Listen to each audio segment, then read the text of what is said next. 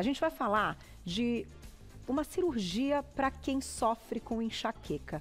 Só quem já teve enxaqueca sabe o quanto diminui qualidade de vida, quanto diminui realmente, tem um impacto muito grande na vida das pessoas, porque às vezes se torna até incapacitante. Então hoje a gente convidou o doutor Paolo Rubês, que é cirurgião plástico. Bem-vindo, doutor. Obrigado muito de novo. Muito prazer em recebê-lo. Prazer Agora é meu. sim, nós vamos para o nosso conteúdo. Antes da gente falar da cirurgia, a gente convidou o doutor Gabriel Batistella, ele é neurologista, ele vai falar um pouquinho a respeito da enxaqueca. Olha lá.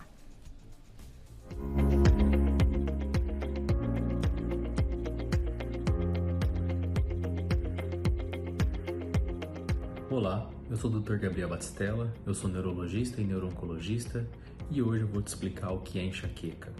A enxaqueca ela é uma doença recorrente, mais episódica, ou seja, ela vem, ela vai e o paciente relata ela várias vezes na sua vida, em diversas fases da sua vida. A enxaqueca hoje ela acomete cerca de 15% da população mundial e não bastando isso, ela é a segunda maior causa de incapacidade por anos vividos na população. A enxaqueca ela costuma ter 4 fases, que são muito bem relatadas às vezes pelos pacientes, que são os sintomas premonitórios ou os prodrômicos, que acontecem geralmente 48 horas antes, ou seja, 2 dias antes da dor aparecer. Podem variar desde sintomas depressivos, compulsão alimentar, uma sensação de euforia. Logo em seguida, alguns pacientes manifestam a aura, que podem ser brilhos na visão, formigamentos, até mesmo alterações na nossa motricidade. E junto à aura ou não, depois vem a dor de cabeça em si, que costuma ser uma dor muito severa, que piora em qualquer movimento do corpo, exercício físico. É uma dor que geralmente pulsa e não aperta, e geralmente com náusea, vômitos, irritabilidade à luz, a barulhos e às vezes até mesmo a cheiros. E a última fase é a fase de pós-dromo, que é quando o paciente relata para nós, depois que tudo já aconteceu, que a dor veio, uma dificuldade grande de se sentir bem, ele se sente muito cansado. Então isso define para nós um pouco o que é enxaqueca.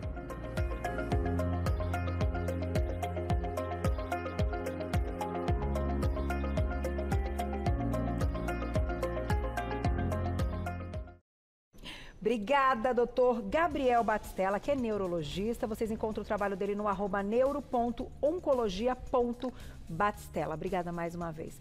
Agora, doutor, vamos lá. É muito interessante o assunto. Eu queria, então, iniciar te perguntando o seguinte. Qual a indicação para a procura de uma cirurgia para enxaqueca? Antes da gente falar dos tipos, dos pontos, que é muito, muito interessante. Uhum. Então, enxaqueca, assim, antes de falar da indicação em si, a gente pode classificar ela em 2 tipos, em enxaqueca episódica e crônica. Episódica são pacientes que têm até 15 dias de dor por mês. Tá. E crônico, quem tem mais de 15 dias de dor por mês. Então, tem muita gente que tem dor todo dia. A grande maioria dos pacientes tem a episódica, que é menos crise, menos frequente. Tá. A cirurgia ela é indicada principalmente para os pacientes crônicos. Então, é paciente que tem muita frequência de crise, crises que atrapalham muito a qualidade de vida. A Organização Mundial de Saúde classifica até a enxaqueca como uma das doenças que mais impacta a qualidade de vida das pessoas. Então, a maioria das pessoas tem dores eventuais, esporádicas, então não precisa operar por isso. Mas os pacientes crônicos que já tentaram os outros tratamentos, não melhora, tem muito efeito colateral, porque existem medicamentos que são muito fortes, controlados. Então tem gente que tem efeito colateral e não consegue manter o tratamento. Tá. Então, é principalmente para esse grupo de pacientes. E outra, eu acredito que algumas pessoas não consigam encontrar quais são os gatilhos, de certa forma, mesmo com os tratamentos. Então, ali funciona por um período e depois não funciona mais. Eu já ouvi relatos, assim, da questão da enxaqueca, né? Tem tratamentos que funcionam como para depressão, assim. Funcionam por um tempo, a pessoa volta a ter crises e tal. Os pacientes que têm muita frequência de crise, eles em geral eles fazem mudanças de estilo de vida, por exemplo, alimentação, sono é super importante, e junto com isso faz algum tratamento que normalmente é alguma medicação. Tá. Aí na medida em que mesmo assim eles não controlam, não ficam bem, aí a cirurgia pode passar a ser uma indicação. Tá certo. Vamos entender então que cirurgia é essa, doutora. A gente tem já uns pontinhos aqui feitos na nossa boneca. Você trouxe também um crânio para a gente tentar entender. E queria que você contasse então tudo, como é feito e por que a gente tem aí esses pontos diferentes. Tá, eu vou explicar como que começou isso tudo, como que surgiu. Essa cirurgia ela existe desde o ano de 2000. Ela começou em Cleveland, nos Estados Unidos, por um cirurgião plástico. Todo mundo pergunta, né? Mas cirurgião plástico, pois tal? É um cirurgião plástico americano, ele chama Dr. Bamangairon. E ele é um cirurgião que faz muita cirurgia estética. E aí, uma dessas cirurgias, que trata essa parte aqui da testa, algumas pacientes espontaneamente falaram para ele depois da cirurgia: doutor, eu fiquei muito satisfeita, tudo, e melhorou minha enxaqueca. Aí uma falou, 2 semanas depois, uma outra paciente falou. Aí ele é um cara pesquisador, é professor de universidade, ele começou a investigar. E aí o que ele descobriu? É que os nervos que dão sensibilidade para a cabeça, para o pescoço, eles podem ter pontos de compressão ao longo do trajeto deles. E aí isso desencadeia as dores. Isso acontece com vários outros tipos de dor no corpo. Por exemplo, tem gente que tem síndrome do túnel do carpo. Por causa de uma compressão de um nervo na mão. Então, o que ele descobriu é que a compressão desses nervos que dão sensibilidade para a cabeça e para o pescoço pode desencadear as crises. E aí, esses pontos que estão marcados aqui na boneca são exemplos dos pontos, dos nervos em que as pessoas costumam ter dor. Então, tem gente que tem dor aqui na região da testa, perto da sobrancelha. Tem gente que tem dor que refere no fundo dos olhos. Aqui na têmpora tem 2 regiões principais, uma que é aqui próximo do fim da sobrancelha, tem outra que dói mais perto do cabelo. Normalmente é bem comum a paciente falar que põe o dedo aqui na lateral e sente a pulsação. Parece que vai explodir. Isso, parece que vai explodir. E tem gente que tem dor na região da nuca. Então aqui na nuca, tem gente que tem dor aqui mais na lateral da nuca e tem gente que tem dor mais no centro. E algumas pessoas têm dores em pontos em cima, assim, específicos. Isso, para a gente, pensando na cirurgia, é importante, porque é baseado nesses locais que a gente vai saber que nervo que a gente tem que tratar. Certo. Então, o primeiro relato é onde é a dor. É a dor. E nenhum exame vai mostrar isso. Então, era o que... acho que todo mundo ia fazer essa pergunta. Como é que, então, a gente detecta quais são os exames, né? Que a gente faz antes, né, de pré-operatório? Isso, assim, normalmente, todo paciente que tem enxaqueca, assim, muito frequente, já foi neurologista, já fez vários exames de crânio. A maioria, tudo normal. Então, e nenhum desses exames vai mostrar onde que a gente tem que operar. É baseado no paciente conseguir dizer, principalmente onde começa a dor. Porque depois que ela começa, normalmente ela espalha. Então, a gente precisa saber aonde que começou para saber que nervo que a gente tem que tratar. É comum de ter mais de um. É o mais normal, ter mais de um ponto. Então, eu sempre falo para os pacientes, ninguém nunca te pediu isso, nenhum outro médico deve ter te pedido isso, mas se concentra no início das suas dores, porque a gente sabe qual o nervo que a gente vai precisar operar. Independente disso, todos esses nervos, que é uma outra coisa, um medo comum, eles são todos nervos, são superficiais, não é nada dentro do crânio. Essa era uma outra questão que eu estava até passando no programa com a minha diretora. Eu falei, gente, mas espera aí, será que tem que abrir nada disso? Porque se ele descobriu dessa forma da cirurgia plástica, então não é tão... É invasivo, mas calma, né? Nem tanto. É pouco invasivo. Esse é o medo de todo mundo. Mas você vai operar a cabeça, vai abrir e tal. A gente não abre o osso do crânio, a gente não chega no cérebro.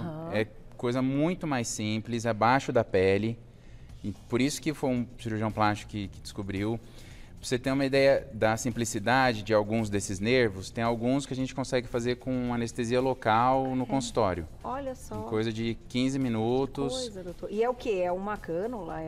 A gente faz um cortinho pequenininho aonde é o ponto de dor, porque daí a gente identifica ali o nervo e a gente descomprime ele. Então a gente meio que limpa o que pode estar comprimindo e causando essa dor. Que pode ser ou músculo, ou uma artéria que exatamente fica pulsando ali em cima. Então a gente trata essas estruturas. Que interessante. E aí vocês conseguem, chegando ali naquele nervo, descomprimir. Descomprimir. E aí é como se aquilo, então, não tem como voltar, né? Aquele nervo já Isso, quando não volta a ser... se aquele nervo tratou, o paciente teve uma boa resposta ali, ele não vai mais ter essa dor. O que pode acontecer, por exemplo, o paciente ele identifica que tem dor em algum desses pontos, a gente opera, e aí depois ele nota que dói em algum outro lugar. Ou pode ser porque ele não percebia antes esse outro ponto, porque o principal era muito forte. Tá. Ou pode ser que a dor migrou, mas independente disso, a gente pode depois operar esse lugar. Se ele já respondeu bem numa primeira vez, provavelmente vai responder também na segunda. E doutora, assim, para passar então pelo procedimento, pela cirurgia, tem os exames prévios, né, de qualquer cirurgia, certo? Isso. Então, dependendo do nervo e do local que você tá contando, pode ser feito até em consultório, com uma anestesia local. Mas acredito que a grande maioria acabe indo para um local hospitalar, né, que tenha mais cuidados. Mas e o pós, né? Porque como a gente está falando aí de algo que envolve o nervo e, enfim... É uma coisa bem delicada, bem sensível. O que o paciente não pode fazer? Como é que ele se recupera? Sente alguma coisa? A recuperação vai depender um pouco de qual que é o nervo que a gente vai tratar também. Porque tem alguns nervos que são mais simples, que o paciente, no mesmo dia, no dia seguinte, volta às suas atividades. Tá. Assim, só não fazer esforço físico, mas trabalho, tal, no dia seguinte. Quando a gente tem que fazer uma cirurgia que é um pouco mais delicada, assim, de centro cirúrgico, anestesia geral, normalmente é bom que o paciente tenha no mínimo 7 a 15 dias para ficar mais de repouso. Tá. O que é comum? É ele ter inchaço na região e a região ficar amortecida. Tá. Não, como a gente não opera no cérebro, então esse paciente ele não vai ter um problema mental. Recuperação de corte, Sim, nada disso, né? Porque são cortinhos pequenininhos, então... não existe risco assim do paciente ter uma paralisia motora no corpo, não mexer, isso é outro medo, né? Então, normalmente é inchaço e a região, como a gente mexeu no nervo que dá sensibilidade, então a região fica um pouco amortecida e isso com os meses vai melhorando. Muito interessante, né? Bom, tem muita pergunta, vamos colocar uma já do público, quem escreveu pra gente, olha lá. Obrigada, Dani, um beijo. Essa cirurgia é apenas para adultos? Minha filha adolescente relata muito enxaqueca. Dani, você sabe que eu fiquei com isso na cabeça porque tá cada vez mais comum, né? Nas crianças, a gente vai já entender a respeito. De volta com o nosso Você Bonito, hoje recebendo o cirurgião plástico, o Dr. Paulo Rubês, falando a respeito de cirurgia para quem tem enxaqueca. O assunto tá super interessante, a gente foi pro intervalo e deixou essa perguntinha da Dani, que ela diz: essa cirurgia é apenas para adultos? Minha filha adolescente relata muito enxaqueca. E aí, doutor? Isso, tudo que a gente está conversando é tudo baseado em pesquisa, em estudo. Existe um estudo que foi publicado com adolescentes, que aí mostrou que a resposta de adolescentes é parecida com a de adultos. Em criança não tem estudo, então é principalmente em adultos, mas existe uma pesquisa que diz que adolescente também responde.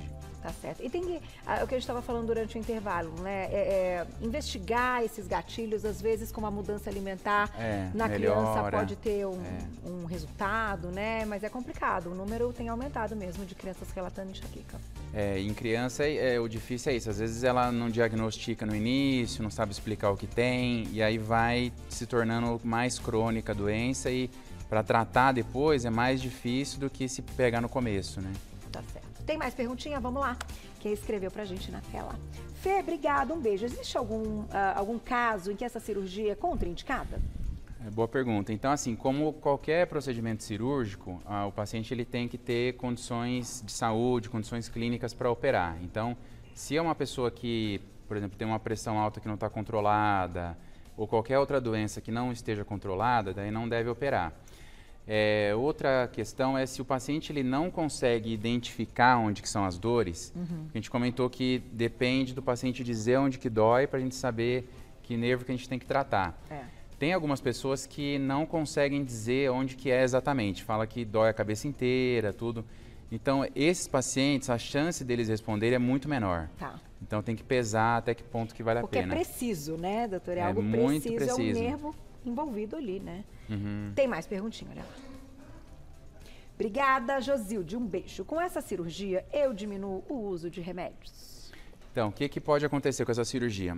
Até os trabalhos científicos, eles mostram que de 80% a 90%, até tem estudo que 92% dos pacientes que operaram tiveram melhora e eles consideram essa melhora com pelo menos 50% dos sintomas. Tá. Então, assim, em torno de 30% a 40% dos pacientes ficaram totalmente sem dor. Então, o grupo que ficar sem dor vai excluir totalmente o medicamento. Os outros que melhorarem parcialmente podem precisar ainda manter tratamento com medicamento e, como qualquer tratamento, vai existir um grupo de pacientes que pode não se beneficiar. Então, tanto é que os estudos hoje estão sendo muito na direção disso, para tentar selecionar cada vez melhor o paciente que deve ter boa resposta. Tá. Que não é 100%, igual uma medicação. A gente dá uma medicação, vai ter gente que tem efeito colateral, tem gente que vai responder super bem. Então, a cirurgia, ela beneficia a maioria que faz, mas não é 100%. Não, eu acho legal você comentar isso, doutor, que mostra uma transparência muito grande de poder passar para o paciente, né, como você disse, encontrar cada vez mais aquele paciente que vai ter o resultado que está esperando. E isso é de acordo com os hábitos de vida e com o que relatam da dor, né, da região e da sua prática clínica. Né? Depende, a prática clínica também faz parte, né? Nesse conceito. Já aconteceu de paciente vir querendo fazer cirurgia e eu falo, olha, o seu caso acho que não vale a pena, pode ser que você opere e não veja benefício. É exceção uma pessoa que não consiga identificar o lugar, tudo, mas pode acontecer. Tem mais perguntinha, olha lá. Obrigada, Gustavo, um beijo. Existe algum possível efeito adverso dessa cirurgia para enxaqueca? Então, o mais comum que acontece são alterações da sensibilidade. Tá. Igual, por exemplo, quando a gente faz qualquer cirurgia, por exemplo, é comum mulher que faz cesárea e aí a região fica sem sentir direito. É a mesma coisa, porque a gente vai mexer nos nervos que dão a sensibilidade. Tá. Então, o que é comum é a sensibilidade ficar um pouco alterada. Isso no começo é bem comum e aí ela vai voltando. Pode não voltar 100%. Tá. Então, esse é o efeito mais comum. Agora, efeitos adversos graves, da pessoa ter uma paralisia no corpo, um déficit mental, isso não. Isso não tem, tá certo. Tem mais perguntinha, olha lá, vamos até o final com perguntinhas do público. Andréia, obrigada, um beijo. Tenho enxaqueca com aura, cirurgia também é recomendada nesse caso? Sim, aura, tem um grupo de pacientes que tem aura que são quando a dor vem acompanhada de alguns sintomas, principalmente antes da dor. Então, começa a ver brilho, começa a ver algumas alterações visuais. Isso, para a cirurgia, não é importante. Tá. Então, por exemplo, se a pessoa tem aura, se a pessoa tem como gatilho chocolate ou bebida alcoólica, independente do que seja o motivo, para a cirurgia não tem problema. O mais importante é identificar onde começa a dor. É ali o mais importante. Isso que é mais importante. E de qualquer forma, diminui muito a qualidade de vida e para muitas pessoas tem até aquela questão de desconforto, de enjoo, de náusea, né? É tanta dor que vem uma náusea junto. Nossa, Tem muito paciente complicado. Que, assim, fica desempregado porque não consegue trabalhar. Muito paciente que diz que não consegue se programar muito porque, às vezes, marca uma viagem, tem uma crise e não consegue ir. Olha isso, uma festa. Então, esses pacientes que têm muita frequência de crise, atrapalha muito a qualidade de vida. Gente, eu adorei, vou te agradecer, doutor. Eu que agradeço. Doutor Paolo Rubez é cirurgião plástico, então hoje, né, contou pra gente aí, tirou todas as dúvidas. Lá no YouTube, depois vocês acompanham, compartilhem a pauta e no Instagram, né, lá na página dele, vocês também podem fazer mais perguntas no @doutor, abreviado, Paolo Rubez, Rubez com Z no final, @doutor, abreviado, Paolo Rubez. Você já encontra o trabalho dele. Obrigada, viu, doutor? Eu que agradeço. Adorei a transparência. Um prazer. E muito bom saber que a gente tem aí, né, algo que pode ajudar muita gente. Obrigado. Obrigada, viu? E eu te vejo amanhã ao vivo. Gente, amanhã já é sexta-feira de novo? Essa semana de carnaval passou muito rápido. Beijo, beijo.